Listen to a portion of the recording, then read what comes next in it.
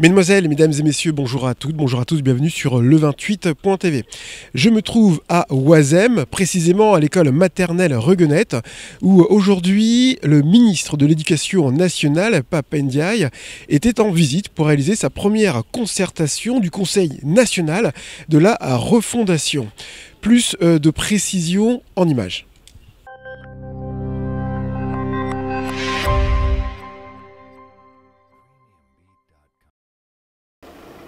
Bonjour Monsieur le maire, ravi de faire votre connaissance, de venir dans votre école. Le ministre de l'Éducation nationale a débuté aujourd'hui à Oisem une tournée pour l'instant de 10 destinations dans laquelle il va prendre le pouls des acteurs de la communauté éducative dans le cadre d'une grande consultation ayant pour objet la refondation de l'école. Étaient présents enseignants, médecins, parents d'élèves. Tous ont pu partager leurs idées pour l'inclusion de tous les élèves dans le programme scolaire. Monsieur le ministre, quel enseignement tirez-vous de cette première concertation du Conseil national de la refondation? J'ai été très heureux de venir ici pour cette première concertation qui a été très utile, très fructueuse pour moi. J'ai d'abord pu voir que la participation de l'ensemble de la communauté éducative était bien présente avec l'équipe de direction, avec les enseignants, mais aussi avec les parents d'élèves et puis aussi les collectivités. Il y avait le maire, représentant du conseil régional, du conseil départemental. Il y a donc un élan qui me paraît aussi traduire ce qu'est l'esprit, l'état d'esprit du CNR éducation, c'est le fait que l'école, c'est l'affaire de la nation. Ça n'est pas que l'affaire de l'éducation nationale. Et donc nous voulons créer avec le CNR un élan, un état d'esprit par lequel tout le monde va se mobiliser pour son école, pour son collège, pour son lycée.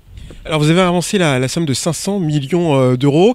Comment va-t-elle être répartie? Est-ce que les territoires en ZEP, par exemple, seront favorisés sur des subventions plus importantes? La somme de 500 millions d'euros correspond à un fonds d'innovation pédagogique qui a été annoncé par le président de la République début septembre. Cette somme sera dépensée au fur et à mesure des projets pédagogiques qui seront validés au niveau académique. Et lorsque cette somme sera entièrement dépensée, eh bien, on avisera du côté du gouvernement ce qu'il convient de faire. Mais il n'y a pas de priorité géographique.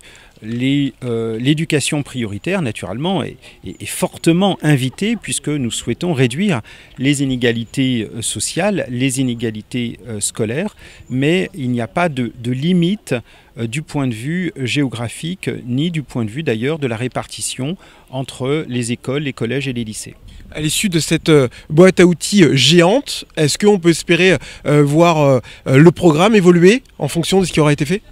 Ce qui est en jeu ici avec le CNR, c'est une façon nouvelle de promouvoir les réformes, non pas par le haut, non pas depuis le ministère de l'Éducation nationale, mais en faisant confiance aux acteurs de la communauté éducative pour qu'ils puissent trouver des solutions adaptées à leurs élèves en visant une chose, c'est la réussite des élèves et c'est l'amélioration du niveau scolaire des élèves. Et donc nous faisons confiance, nous donnons des marges d'autonomie avec néanmoins un objectif très clair, c'est faire réussir nos élèves, faire réussir tous les élèves.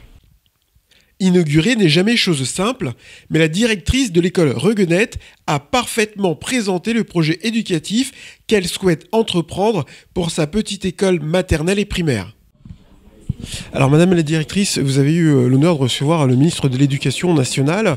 Est-ce que vous pouvez nous partager quelle a été votre présentation, nous synthétiser quelles demandes avez-vous formulées ? Alors la demande répond à un besoin donc dans nos classes par rapport à la diversité de nos élèves. Donc comme on mesure un petit peu des limites par rapport à la réussite de certains, donc on s'est tourné vers une nouvelle pédagogie qui est la conception universelle des apprentissages et on a envie de mener cette recherche donc avec une chercheuse et pouvoir mesurer donc les effets de cette mise en pratique de cette nouvelle pratique au regard des évaluations de CP-CE1. Alors, quel regard portez-vous sur cette concertation ? Pensez-vous qu'elle va être utile ou c'est une nouvelle baguette magique sortie comme ça par le gouvernement, mais qui ne mènera pas forcément quelque part ?